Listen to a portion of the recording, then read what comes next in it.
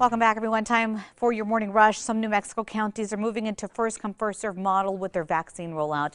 In Farmington, anyone can walk in and get their shot as they start more walk-in clinics. The mayor says this is due to some reluctance from people to register through the state's online portal for an appointment. New Mexicans 60 and older now have the option to self-schedule their vaccine appointment. The Department of Health opened the scheduling to that group so that they can choose their own time through the state website, and they do not need an event code. Officials say the open scheduling for the general public could happen within the next couple of weeks. This morning, residents in one part of Albuquerque may still be wondering what happened at their apartment complex after reports of an active shooter. APD officers were called to the Mesa Verde apartment on Eubank near Montgomery last night. Most details remain unknown. It's not clear if anyone was actually hurt. Eric. Heading into the weekend, expect more high wind here as a couple of cold fronts come our way. Also a big spread in temperatures from north to south, which also equals more high wind. But we hang on to the mild temperatures, at least for now, heading into this weekend.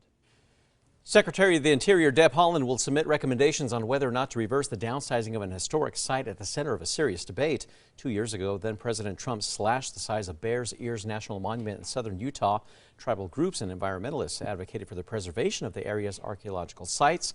Others see those protections as federal overreach. An Albuquerque man has been asking for help after a series of bonfires in the alley behind his house. Chad McCollum believes it may be homeless people leaving piles of trash and feces behind his home near I-25 in Central. He says he's called the non-emergency line for APD but has received no help. So we called. APD says the city's solid waste team will clean up the mess, but would not specifically say what APD will be doing. Northern New Mexico College is now beginning to train students for work in the cannabis industry. This summer they are offering the Cannabis Establishment Technician course. It's meant as a general overview of the business in New Mexico, which is only medical right now.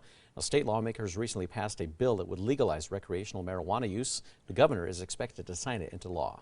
Starting next year, all New Mexico business owners will be required to provide employees paid sick leave. The Healthy Workplaces Act is now signed by the governor. It mandates that employees accrue 1 hour of sick time for every 30 hours they've worked. The new law goes into effect in July of next year. Eric. All right, I'm putting our Metro Threat Index for about a 3 this afternoon, mainly because we're going to be facing more high wind gusts up and over 30 to even 40 miles per hour once again this afternoon. Roswell police are looking for a suspect who they say was involved in a drive-by shooting targeting a mother and her son, an 11-year-old son. Well, the mom and son were waiting near Matthews in Michigan. That's when police say that a man drove by in a white pickup, firing shots into their car. The woman was wounded, but the boy was not hurt. Investigators have not found a motive.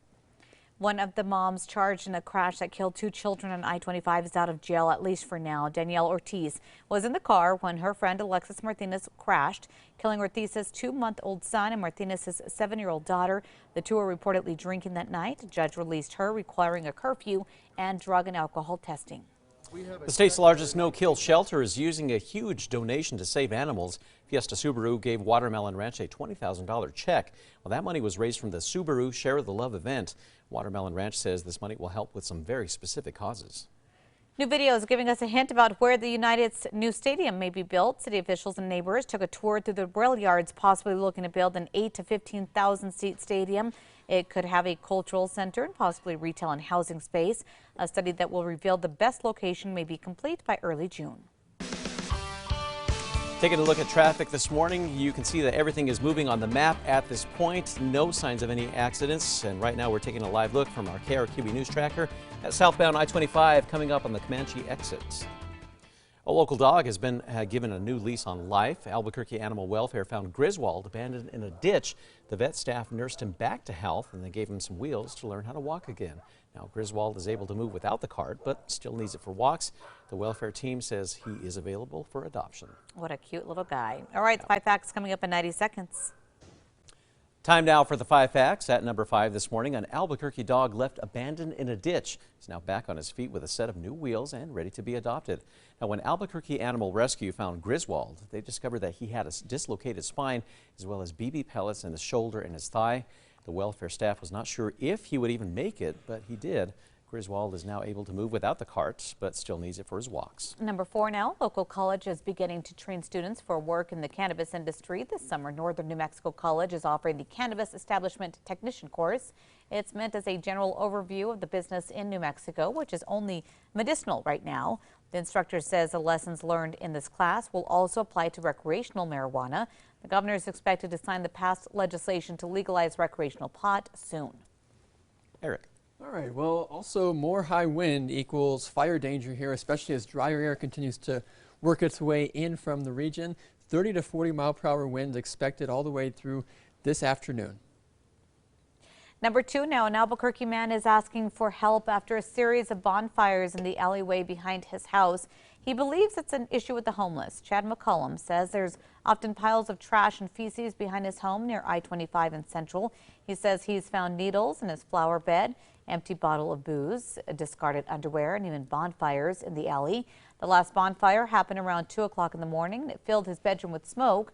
APD says the city's solid waste cleanup team will be cleaning up the mess, but would not specifically say what APD will be doing. You can read their full statement to KRQE News 13. Just go to our website. That's always on krqe.com.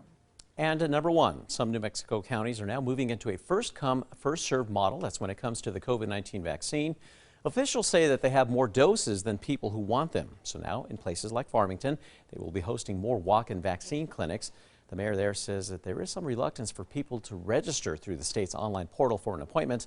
The state says that there is also a lot of young people who are newly eligible for the vaccine that are not registered. So the Department of Health is now doing some outreach to get them signed up.